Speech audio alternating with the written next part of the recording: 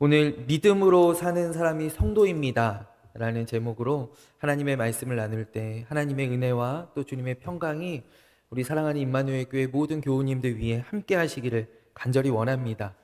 우리 금주 또 많은 일들이 있었는데 그 가운데 큰 화제 중에 하나가 이 국가대표 축구 선수인 손흥민 선수가 커리어에서 첫 우승을 이번 주 목요일에 이제 거두었습니다. 선수가 2010년에 프로 데뷔를 해서 벌써 프로 생활이 15년째입니다. 15년 만에 처음 우승이고 또 토트넘이라는 팀으로 간 지 10년 만에 딱 10년 만에 이제 우승을 하게 되었어요. 이 토트넘이라고 하는 팀은 이번에 유럽 대항전에서 우승을 했거든요. 근데 이 유럽 대항전에서 41년 만에 우승을 했어요. 그러니까 84년에 처음 우승하고 이번에 그 다음 우승이다라는 것이죠. 그리고 이제 아마 기사들을 많이 보셨을 텐데 기사를 이제 보시면 17년 만에 우승이라고 하는데 사실 17년 전에 그 리그컵에서 한번 우승을 했거든요. 근데 이거는요, 이게 우승에도 사실 급이 있어요. 그래서 퍼레이드를 하는 우승이 있고요. 퍼레이드를 안 하는 우승이 있는데 우리도 예를 들어서 이제 자녀들이 옛날 시골에 가면 이렇게 이 현수막 걸리는 합격이 있고 현수막 안 거는 합격이 있잖아요. 어떤 합격은 현수막을 이제 대문에 크게 걸고 동네에 크게 걸고 또 어떤 거는 아무리 1등 해도 이렇게 뭐 내세울 만한 이렇게 자랑할 만한 그런 게 아닌 경우들이 있는데 마찬가지로 이 17년 전에 했던 우승은 이 짜잘한 우승이고 그래서 이 현수막이 걸릴 만한 그런 우승으로 가면은 91년도가 마지막 우승입니다. 그러니까 91년도 FA컵을 우승을 했었어가지고 그것만 해도 벌써 35년 전입니다. 그러니까 굉장히 오랜 기간을 이 우승에 목말라 있던 이 팀이 이제 우승을 한 것이죠. 근데 사실 이번 유럽 대항전은요, 사실은 손흥민 선수가 한 것이 별로 없어요. 요번에 결승전에도요, 목요일 결승전이었는데 결승전 벤치에 있다가 후반 66분에 교체되어서 들어갔어요. 그래서 볼도 별로 이렇게 못 만져봤어요. 부상 이슈가 있어가지고 부상 때문에 4강전에서는 아예 두 경기 다 출전을 못했습니다. 이제 벌써 선수의 나이가 이제 우리나라 나이로 이제는 우리나라 나이도 이제 똑같은데 세계 표준을 따라가는데 이제 32살이고 우리 옛날 나이로 하면 34살이고 이제 선수로서는 이제 황혼기에 이제 폼도 이제 많이 떨어지고요. 그러니까 이제 당연히 이제 우리나라에서 이 손흥민 선수의 활약을 이제 그 우승을 폄하하는 사람들이 막 나타나죠. 야, 이거 뭐 무임승차한 거 아니냐? 뭐 한 것도 없으면서 왜 저렇게 좋아하냐? 뭐 우승컵을 왜 가운데서 들고 그러냐? 이러면서 우리나라에 이제 말하자면 이제 안티들이 막 이렇게 스물스물 막 이렇게 나오는 거예요. 근데 딱 우승이 확정되고 나서 조금 있다가 전 세계 언론들이요, 이 사람들이요, 이 손흥민 선수에게 축하를 보내는 거예요. 찬사를 보내는 거예요. 미국의 유명한 스포츠 채널인 ESPN에서도 또 영국의 BBC에서도 또 프리미어리그 공식 뭐 트위터에서도 SNS에서도 뭐 유에파 그 유럽 축구 연맹에서도 전부 다 그리고 전 세계에 있는 모든 이름난 축구 선수들이 우리가 다 알만한 축구 선수들이 다 이 손흥민 선수한테 축하 메시지를 보내는 거예요. 그러니까 토트넘이라는 팀한테 하는 것이 아니라 온통 사진이 드디어 손흥민 선수가 우승했다. 첫 번째 코리안 캡틴으로서 첫 번째 유럽에서 첫 번째 우승한 선수다. 이러면서 10년 동안 지켰는데 이렇게 우승했다. 그러면서 전부 다 손흥민 선수한테 이 찬사를 보내는 거예요. 이 토트넘이라는 클럽이 어떤 클럽이냐면 여기는 늘 이 우승하고는 한 발짝 떨어져 있는 클럽입니다. 그러니까 좋은 선수들이 계속해서 떠나가는 클럽이에요. 내가 몸값이 높아지면 여기 팀에 헌신하는 것이 아니라 내가 더 좋은 팀으로 가야지, 더 돈 많이 주는 곳으로 가야지. 계속해서 선수들이 떠나는 그런 팀이에요. 그런데 그 팀에서 이 손흥민이라고 하는 선수가 여기서 정말 커리어의 최고 정점을 찍었었고 월드 클래스 반열에도 올라갔었고 아마 다른 팀에 갈 수 있는 기회들이 많이 있었을 겁니다. 그런데 그가 끝까지 이 팀을 위해서 남아있었던 그 애정과 그 헌신이 이제 드디어 이번에 우승으로 보답을 받은 것이죠. 그러니까 그가 늘 이렇게 인터뷰할 때마다 나는 여기 토트넘의 레전드가 되고 싶다. 그리고 토트넘에서 우승하는 것이 내 소원이다. 그러니까 늘 그렇게 얘기를 했었거든요. 근데 이번에 이제 다시 우승함으로 인하여서 이번에 시즌이 별로 분위기가 안 좋았어요. 선수들도 계속 부상이 있고 리그에서는 강등만 겨우 면하는 17위였어요. 20개 팀 중에 17위를 했어요. 근데 이 유럽 대항전에서 정말 우당탕탕하면서 어떻게 이렇게 우승을 한 거예요. 저도 이번 시즌 이제 계속 축구를 보면 저는 축구를 좋아합니다. 늘 새벽에 일어나서 봅니다. 저는 주일에 사역을 마치고 집에 가서 축구를 보다가 잠드는 것이 저의 큰 행복입니다. 축구를 그냥 새벽까지 그냥 보다가 언제 잠들었는지도 모르게 그냥 잠드는 게 큰 행복 중에 하나예요. 근데 저도 이번에는 이제 결승전 보면서 새벽 예배 나올 때쯤 시작했거든요. 보면서 선발 명단에서 빠졌네 이러고 그냥 끄고 나와가지고는 크게 관심이 없었어요. 크게 관심을 안 줬어요. 이번에 손흥민 선수 한 것도 없고 막 이러고 있다가 이 우승을 하고 난 다음에 이 예상을 뛰어넘는 그 뜨거운 반응들에 가슴이 뭉클해지는 거예요. 제가 회개를 많이 했어요. 하나님 잘못했습니다. 회개를 했어요. 정말 그 전 세계에서 이 손흥민 선수한테 주는 그 축하와 그 칭찬과 그 모든 공로에 대한 감사의 표현들이 참 가슴을 뭉클하게 하더라고요. 그리고 문득 저는 이 일이 우리 성도들의 삶과 겹쳐져 보이는 거예요. 무엇이냐면 온갖 어떤 고난과 역경, 또 유혹과 시험, 실패와 좌절, 그리고 낙심과 절망들을 다 뚫고 견뎌내고 저 천국에 들어갔을 때 우리가 받게 될 그 영광과 그 생명의 면류관을 저는 이 손흥민 선수의 우승을 통하여서 이 모든 것을 뚫고 견뎌내고 10년 동안 헌신하고 그래서 지금은 사실 실력도 많이 떨어졌어요. 베스트 11에도 잘 못 들어가요. 주장으로서 그냥 팀의 중심을 잡아주고 있지 막 골을 많이 넣는 것도 아니에요. 그렇지만은 그가 이 모든 영광을 독차지하였던 것처럼 우리가 어떠한 모양으로 어떤 어려움들을 뚫고 우리가 저 천국에 들어가게 됐을 때 하나님의 품에 안기었을 때 이와 같은 영광이 이와 같은 칭찬이 이와 같은 면류관이 이와 같은 메달이 상급이 우승컵이 우리에게 주어진다라는 것이죠. 여러분 그렇다면은 우리가 이 땅을 살아가면서 이 모든 것을 다 뚫고 이겨내고 끝까지 견뎌낼 수 있는 그 힘이 어디로부터 오는가라는 거예요. 그 힘이 어디로부터 오는가? 그것이 바로 믿음이다라는 것입니다. 우리 성도들의 힘은 믿음으로부터 옵니다.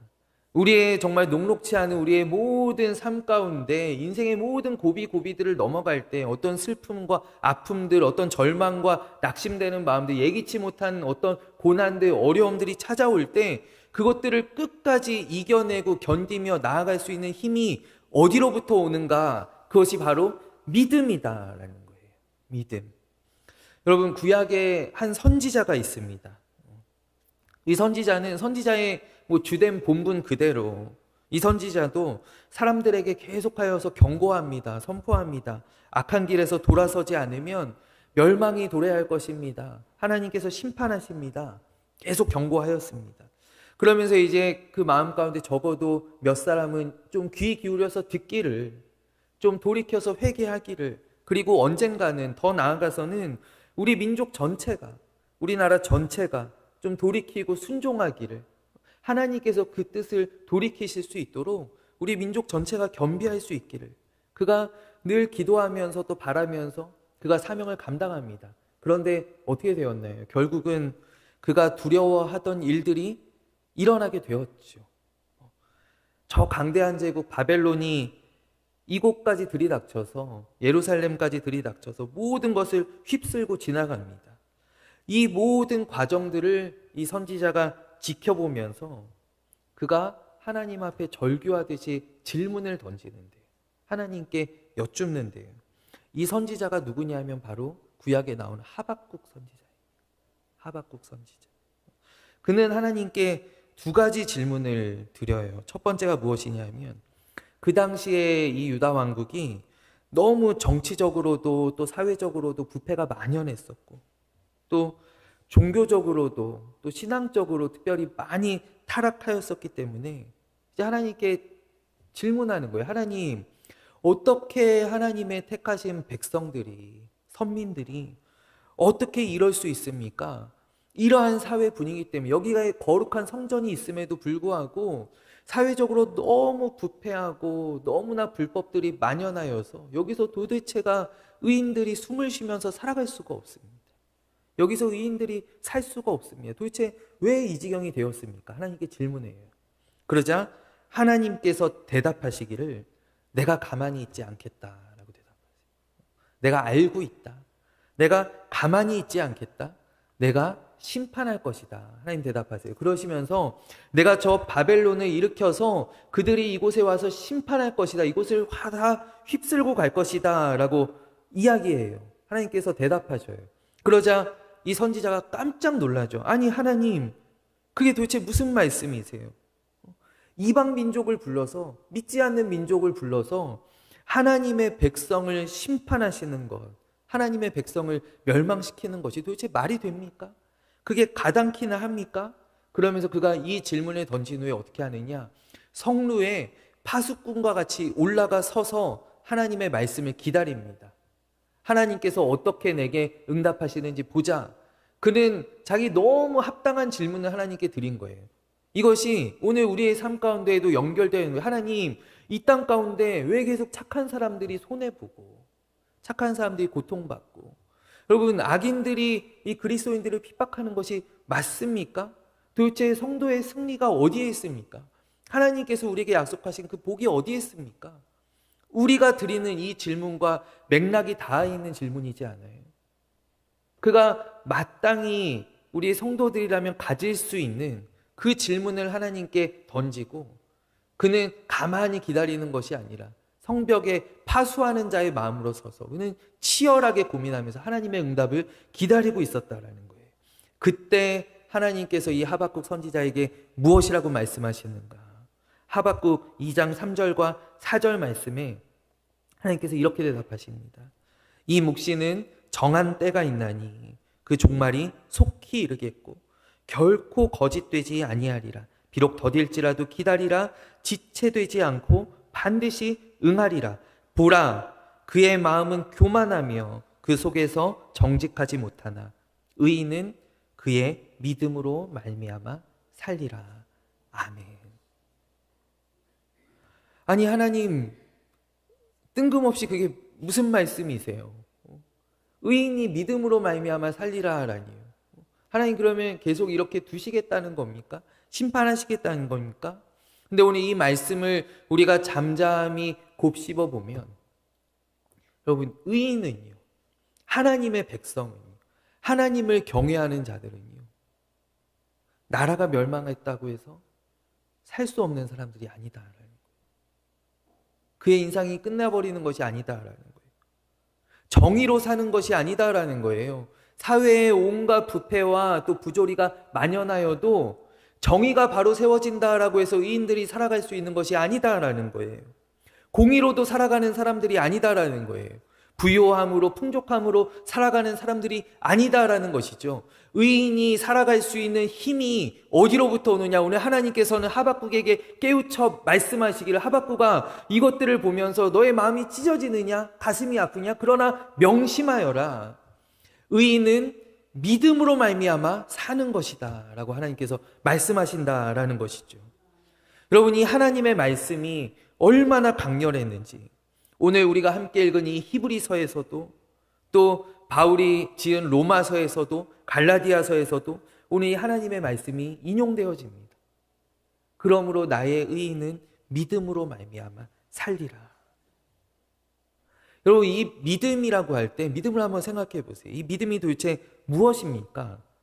여러분, 이 믿음이라는 것이 오늘 왠지 내 기분이 좋아요. 모든 일이 막 술술술술 풀려요.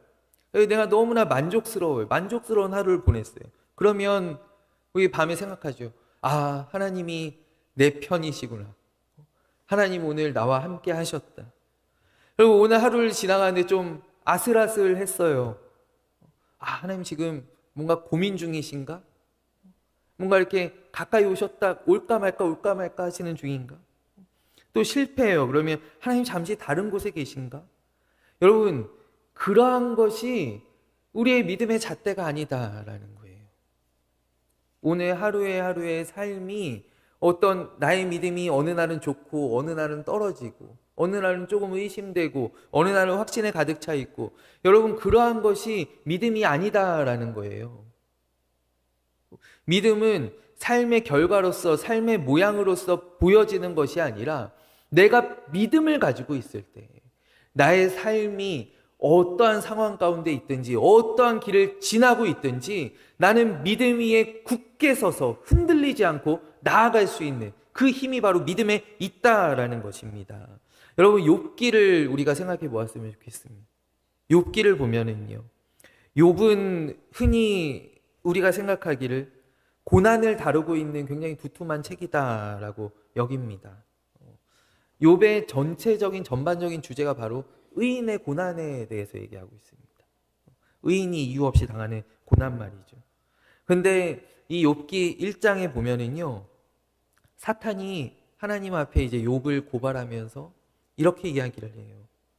욥이 어찌 까닭 없이 하나님을 경외하리이까? 라고 얘기해요. 여러분, 그렇다라는 것은 하나님 들어보십시오. 욥이 아무것도 바라는 것 없이 정말 하나님을 경외하겠습니까? 라고 하는 사탄의 근본적인 질문이에요. 여러분, 그렇기 때문에 욥기는 무슨 이야기냐면요, 욥기는 그 고난을 매개로 사용하고 있지만 사실 욥기의 근본적인 질문은 바로 이거예요. 우리가 아무 조건 없이 또 대가를 바라지 않은 채 단지 하나님이 하나님이시라는 이유만으로 내가 하나님을 믿을 수 있는가? 내가 신앙생활을 할 수 있는가? 내가 어떠한 주어지는 것 없이, 내가 아무것도 없이 단지 하나님이 하나님이시라는 이유 하나만으로 나는 하나님을 사랑하고 하나님을 신뢰하고 하나님을 경외할 수 있는가? 여러분, 하나님께서는 우리를 아무 이유 없이 사랑하시잖아요. 아무 까닭 없이 우리를 돌보시고 우리를 살피시고 우리를 건져내셨잖아요. 그렇다면 오늘 욥기의 질문은 그거예요. 너희도 우리도 아무 조건 없이 아무 이유 없이 하나님을 사랑하고 하나님을 신뢰하고 하나님을 끝까지 붙잡을 수 있는가? 여러분, 그렇기 때문에 이 욥기의 정말로 큰 주제는 무엇이냐면 바로 믿음입니다. 욥기는 믿음에 대한 근본적인 질문을 우리에게 던지고 있어요. 근데 욥기의 결론이 무엇이냐면 욥은 믿음 때문에 이 고난을 당하는 거예요. 욥은 믿음 때문에 고난을 당해요. 그러나 결국 욥은 이 믿음으로 고난을 이겨내는 거예요. 이것이 바로 욥의 이야기예요. 여러분, 믿음이 없는 사람들도 고난을 당합니다. 그러나 믿음이 없으면 결코 이 고난을 이겨낼 수가 없습니다. 고난 가운데 무너집니다. 그러나 믿음이 있는 사람은 고난을 이겨낼 수 있습니다. 그것이 바로 성경이 우리에게 말씀해주고 있는 이야기입니다. 여러분, 아브라함이 우리 믿음의 조상이죠. 아브라함이 그가 살면서 수많은 오르막과 내리막이 있었으면 그는 결코 순탄치 않았습니다. 그는 큰 기근을 경험하면서 애굽으로 도피하기도 했고요. 또 블레셋으로 도피하기도 했고요. 그는 100세 될 때까지 아들이 없어서 전전긍긍하면서 그 삶을 살아갔습니다. 그런데 그는 어땠나요? 그는 처음 자기를 부르실 때 그 하나님의 약속을 붙잡고 살아간 거예요. 바로 무엇으로요? 믿음으로 붙잡았다라는 것이죠. 그 약속을 믿음으로 붙잡고 그는 그의 삶의 모든 굴곡들 가운데 흔들리지 않고 앞으로 나아갔다라는 것이죠. 여러분, 야곱은 어떻습니까? 야곱이 그의 삶 가운데 그가 바로왕 앞에 가서 고백할 때 내 나그네 세월이 140년인데 참으로 녹록치 않은, 순탄하지 않은 그런 정말 험한 삶을, 험난한 세월을 보냈습니다라고 그가 고백합니다. 그 험난한 세월을 그가 견뎌낼 수 있었던 힘이 어디에 있는가? 바로 베델에서 하나님께서 주셨던 약속이다라는 거죠. 베델에서 하나님께서 뭐라고 약속하셨는가? 나는 너의 하나님이다라는 약속이. 나는 너의 하나님이다. 내가 지금부터 너와 함께 할 것이다. 그가 그 약속을 붙잡고 그는 결국에 승리하는 삶을 살았습니다. 여러분, 그렇다면 여러분은 이 믿음으로 살아가실 수가 있겠습니까? 여러분, 이 믿음으로 살아가실 수 있으십니까? 아브라함으로 말미암아 우리 모두에게 주어진 그 하나님의 약속이 있습니다. 예수 그리스도로 말미암아 이미 우리에게 주어진, 우리는 다 약속을 받은 사람들이에요. 우리가 약속이 없는 사람들이라고 생각하면 안 돼요. 우리는 예수 그리스도로 말미암아 이미 우리에게 주어진 그 임마누엘의 약속을 가지고 있어요. 내가 너희와 항상 함께하리라라고 하던 그 임마누엘의 약속을 우리가 지금 붙들고 있잖아요. 여러분, 그러할 때 그 약속을 붙들고 우리는 믿음으로 살아갈 수 있겠느냐라는 거예요. 여러분, 우리는 성경을 통하여서, 옛날 우리 믿음의 조상 아브라함은 성경도 없었어요. 야곱은 성경도 없었어요. 그러나 우리는 성경을 통해서 우리 무엇을 알고 있습니까? 하나님의 신실하심을 압니다. 하나님의 능력을 압니다. 하나님의 자비를 알고요. 하나님의 복주심이 그 수천 년의 역사 가운데, 인류의 역사 가운데 도저히 부인할 수 없고 그 어떠한 것으로도 훼손할 수 없는 그 사실로서 역사 가운데 새겨져 있다는 것을 여러분, 우리가 성경을 읽으면서 보게 되지 않습니까? 여러분, 성경 전체가 하나님의 역사이고 우리에게 주시는 하나님의 약속이에요. 여러분, 그렇다라고 한다면 지금도 하나님께서 마지막 날까지 그 일들을 신실하게 이루고 계신다라는 거예요. 지금도 일하시고 계시다라는 것이죠. 여러분, 그렇다면 우리는 그것을 바라보고 나아가야 하는 거예요. 하나님의 신실하심, 하나님의 역사하심, 모든 것을 선으로 이끄시는 그 하나님의 운행하심을 우리가 바라보고 나아가야 하는데, 오늘 하루의 상관은 하나님, 오늘 내가 기분이 너무나 안 좋습니다. 하나님, 오늘은 뭐가 이렇게 잘 안 되고 있습니다. 이런 것으로 우리가 일희일비할 수 없다라는 거예요. 여러분, 그렇기 때문에 우리 성도가 나아갈 때 우리 성도의 삶에 필요한 것이 무엇이냐면 바로 이 선하신 하나님, 신실하신 하나님, 지금도 우리에게 자비를 베풀어 주시는, 우리를 영원까지 인도하시는 그 하나님을 바라보는 믿음이 바로 우리에게 필요한 줄로 믿습니다. 여러분, 하나님께서요, 하박국 2장의 마지막 말씀, 하나님의 마지막 말씀입니다. 하나님께서 무엇이라고 말씀하시냐면 2장 20절 말씀입니다. 오직 여호와는 그 성전에 계시니 온 땅은 그 앞에서 잠잠할지어다. 하나님 말씀하세요. 하나님께서 그 모든 하박국의 질문에 대답을 하신 후에 오직 나는 이 성전에 있으니 온 땅은 그 앞에서 잠잠할지어다. 하나님의 말씀은 바로 이거예요. 내가 바로 하나님이다. 내가 바로 이곳에 있다. 내가 모든 것을 지켜보고 있고 내가 모든 것을 심판하고 내가 모든 것을 보응할 것이다. 너희는 내 앞에서 잠잠할지어다 라고 하였을 때, 여러분, 하박국이 총 3장으로 이루어져 있거든요.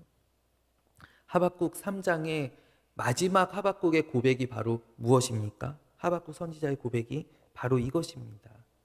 비록 무화과 나무가 무성하지 못하며 포도나무에 열매가 없으며 감람나무에 소출이 없으며 우리의 양이 없으며 외양간에 소가 없을지라도 나는 여호와로 말미암아 즐거워하며 나의 구원의 하나님으로 말미암아 기뻐하리로다. 아멘. 하박국이 하나님과의 두 번의 문답 가운데 그가 결국 깨달은 것이 무엇이냐면 하나님만이 나의 기쁨의 이유가 되시고 하나님만이 나의 존재의 이유가 되시고 그러기에 그가 이렇게 고백합니다. 내 밭에 아무 소출이 없고 우리의 양이 없고 외양간에 소가 하나도 없을지라도 내가 가진 것이 아무것도 없을지라도 내가 이 땅에서 수많은 불의들을 보게 될지라도 그러나 나는 하나님으로 말미암아 즐거워하며 하나님으로 말미암아 기뻐하리로다. 여러분 오늘 이 고백이 바로 믿음의 길을 걸어가는 우리의 고백이 되기를 원합니다. 여러분 그렇기 때문에 성도는 무엇으로 사는 사람들입니까? 여러분 성도는 믿음으로 살아가는 사람들입니다. 여러분 성도는 우리 이념으로 살아가는 사람들이 아니에요. 어떤 지도자가 세워졌다라고 해서 여러분 이민 가고 이런 사람들이 아니에요. 우리는 어떤 일들이 계획대로 되지 않는다라고 해서 나의 계획대로 되지 않는다라고 해서 낙심하는 사람들이 아니에요. 세상 가운데 온갖 부조리들이 팽배해도 그러나 우리는 하나님을 바라보는 믿음으로 살아가는 사람들이에요. 내가 건강이 무너져도 그러나 하나님 바라보는 믿음으로 살아가는 사람들. 내가 실패하였어도 그러나 하나님께서 함께 하신다 하는 그 믿음으로 살아가는 사람들이고 바로 내가 바로 여호와 하나님인데 내가 지금 이곳에 있다. 내가 너희와 함께 한다라고 말씀하시는 그 하나님의 음성을 듣고 살아가는 사람들이 바로 우리들인 줄로 믿습니다. 세상은 들리고 사람들은 변하여도 나는 주를 섬기리. 주님의 사랑은 영원히 변하지 않네. 나는 주를 신뢰해. 오직 믿음으로 내가 살리라. 오직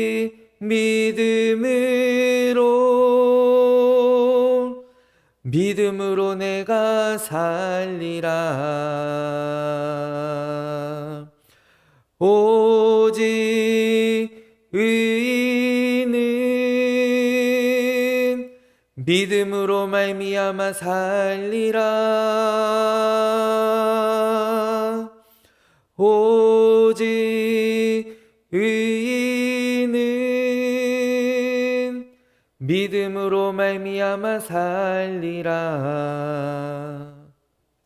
믿음이 없이는 하나님을 기쁘시게 하지 못하나니 하나님께 나아가는 자는 반드시 그가 계신 것과 또 그가 자기를 찾는 자들에게 상 주시는 이심을 믿어야 할지니라. 우리 그 믿음 가지고 우리 성전을 나서는 그런 저와 또 우리 모두가 되기를 간절히 원합니다. 하나님 아버지, 내 밭에 소출이 없고 무화과 나무가 무성하지 못하고 포도나무에 열매가 없고 주님 우리의 양이 없을지라도 그러나 하나님으로 말미암아 즐거워하며 나의 구원의 하나님으로 인하여서 기뻐하는 아버지 우리 모두가 되게 하여 주시옵소서. 아버지 세상 가운데 참 뜻대로 되지 않는 것 아버지 바라보면 답답한 일들이 얼마나 많이 있습니까? 하나님 그러나 우리는 아버지 오직 믿음으로 살아가는 사람들인 줄로 주님 믿습니다. 아버지 이 믿음을 굳게 붙잡고 아버지의 상 가운데 승리하며 나아가는 우리 복된 주님의 자녀들이 다 되게 하여 주시옵소서. 우리 사랑하는 임마누엘 교회가 아버지 이 믿음의 줄을 굳게 붙잡는 하나님 기뻐하시는 교회가 되게 하여 주시옵소서. 살아계신 예수 그리스도의 이름으로 간절히 기도하옵나이다. 아멘.